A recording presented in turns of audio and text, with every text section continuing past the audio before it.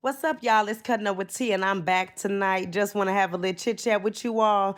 I have to say that today has been an awesome day for me, and I pray that your day was at least filled with motivation and just knowing that you are, in control of your life. And this is very important, as I always speak on, but I just have to tell y'all, like, since I've been manifesting and speaking to God and asking God for what He has in store for me and to reveal it and get me on the path to understand myself, I have been doing so great. I have to give myself a pat on the back because it's like I've been stepping away. I've been taking that breathing space, even if it's at night, even if it's during the day on my lunch and my breaks. I am taking that time aside to meditate and to speak to the Most High. And I'm getting this revelation of just like these things that are coming my way. And, well, it's like God is just revealing things. It's like, I've been speaking to you all about manifesting and asking God for what you want and just the opportunities that have come my way within the last month that I've started posting. It's like opportunities are just coming to me. And I just want to stress that it's true.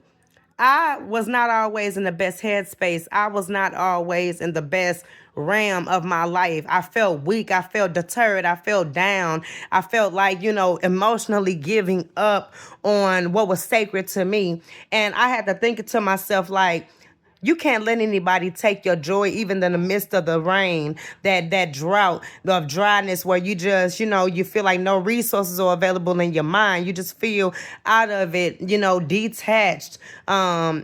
By default, you have emotional issues and you find yourself kind of weary day to day. You're worrying about things that God is going to work out. And even though you're saying that to yourself in that moment, you're still like doubting what He'll do for you in your down season. And that's where God shows grace at. God shows grace when you are at your lowest.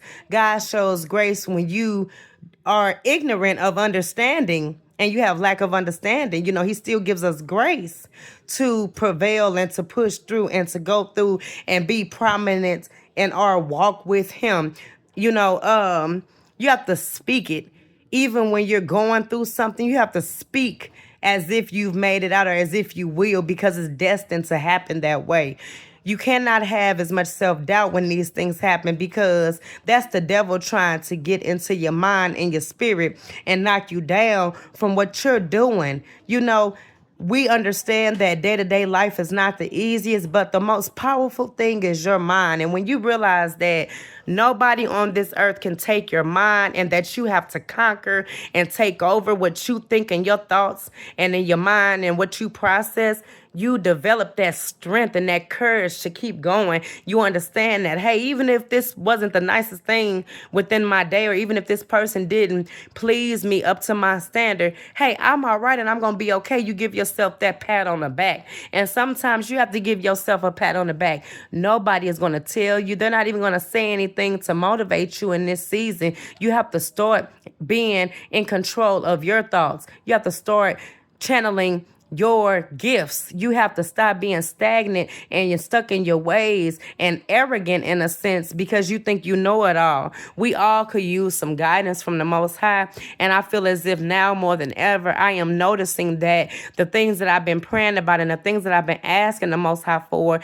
it's unfolding. Now, whether I take those opportunities or not, of course, life is still life. But I'm just grateful, and I just want to share with you all how powerful your tongue is, how powerful your mind is, how powerful your thoughts are, because even a new sense of health, emotional health, and mental state is a great start to know that He is with you and that He will not leave you. It's not always about money. Sometimes it's about your emotional health, your mental health. When you wake up in the morning, even if some things are not going your way, how do you react? How's your day going day to day? Are you really manifesting and living in your truth? Are you being honest with yourself? Are you acknowledging where you have weak points at? And when you do that, God grants you grace, like I said earlier, at the lowest and most vulnerable point in your life, because He knows that you're not able to give it to yourself. And that's when He uses His purpose and His destiny for you to bless you to understand that, hey, he is the one that will choose and determine the outcome for you. But you have to first believe and have faith in your works and walk with God. Be blessed, y'all. Just a word of